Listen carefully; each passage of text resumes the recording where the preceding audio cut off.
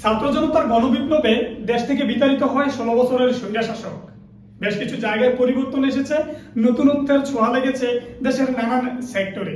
কিন্তু একটা জায়গায় এই বাংলাদেশ বরাবরের জন্যই ব্যর্থ। দেশের আলেম সমাজ, বিশেষ করে দেশের কওমি আলেম সমাজকে বিতর্কিত করার জন্য দেশীয় এবং আন্তর্জাতিকভাবে সেই ষড়যন্ত্র এখনো অব্যাহত আছে। এই কওমি আলেমদেরকে দমাতে পারলে একটা শ্রেণী বিশেষ স্বার্থ সিদ্ধি হয়। তাই তো নানান কৌশলে তাদেরকে দমানোর চেষ্টা অব্যাহত রাখছে। আর এই তাদেরকে দমানোর সবচেয়ে বড় মাধ্যম হচ্ছে তাদের মাহফিলগুলোকে বন্ধ করে দেওয়া, নানান কৌশলে সমাজের চোখে তাদেরকে বিতর্কিত করা। ফ্যাসিস্ট সরকার পরবর্তী সময়ে প্রথম টার্গেটে পরিণত হয় মাওলানা হাফিজুর রহমান সিদ্দিকী সাহেব। অনিবার্য কারণে কুমিল্লার কর্নেশতলায় তার মাহফিল বন্ধ করে দেওয়া হয় কওমি মুখপাত্র মাওলানা লুৎফুর রহমান ফরাইজি সাহেবের মাহফিলকে। বন্ধ করে দেওয়া হয় ফেনীর বিখ্যাত আলেম ইউসুফ মাহমুদের একাধিক মাহফিল। ঢাকা থেকে একজন আলেম সিলেট মাহফিল করতে গিয়ে তাকে হাদিয়া দেওয়া হয় 500 টাকা। এগুলো সবই সেই ষড়যন্ত্রের অংশ। আবার কলরবের পরিচালক মাওলানা মুফতি সাইদ আহমদকে হেয়াকু পাহাড়ের আড়ালে নিয়ে অপহরণ করা হয় এবং তাকে নানান হেনস্থা করে মাহফিল থেকে সংযত রাখার যে অপচেষ্টা করা হচ্ছে, সেগুলোই সেই ষড়যন্ত্রেরই অংশ। বগুড়ার একজন আলেমকে ফতোয়া দেওয়াকে কেন্দ্র করে তাকে বিতর্কিত করে সমাজের চোখে কালার করে দেওয়া হয়েছে।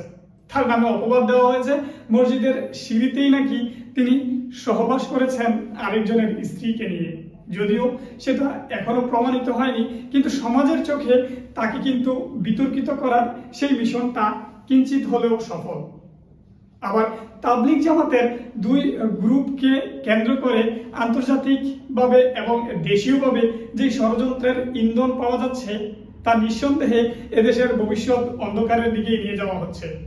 তাবলিগ জামাতের উলামায়েদের অনুসারীরা যখন ইজতেমা ময়দানে অবস্থান করছিল, ঠিক তখনই সাদ কান্দলবি সাহেবের অনুসারীরা সশস্ত্রভাবে তাদেরকে হামলা করে এবং তাদের পেছনে যারা ইন্ধন দেয় তারা দেশীয় এবং আন্তর্জাতিক চর হিসাবে প্রমাণিত হবে অতি শীঘ্রই। এবং সেইখানে 4 জন মানুষ শহীদ হয় এবং অসংখ্য মানুষ এখনো হাসপাতালে কাতরাচ্ছে।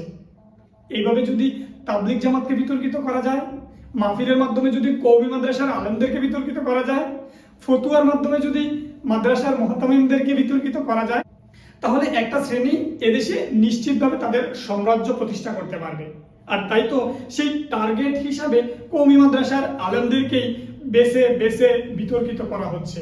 আর এখনই যদি সাধারণ ইমানদার মুসলমানরা সচেতন না হয় এবং তারা যদি নিজেদের জায়গায় সচেতন না হয়ে যথাযথ পদক্ষেপ না নেয়, তাহলে এদেশের কওমি আলেম সমাজ, তাবলিগ জামাত কিংবা যারা আহলে হক আলেমদের অনুসারী আছে, তাদের কপালে হয়তো আরো অমানিসা অন্ধকার অপেক্ষা করছে।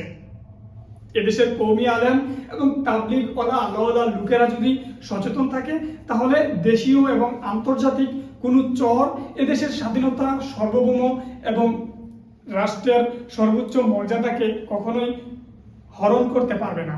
এজন্যই গুপ্তচরেরা টার্গেট করছে কওমি মাদ্রাসা ভিত্তিক এবং তাবলিগ জামাতের মতো একটা হক জামাতকে আন্তর্জাতিকভাবে বিকৃত করে সাধারণের মাঝে বিতর্ক উস্কে দিচ্ছে। তাই সচেতন হওয়া এখনই জরুরি।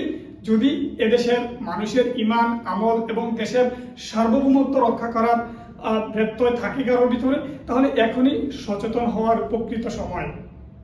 ধন্যবাদ।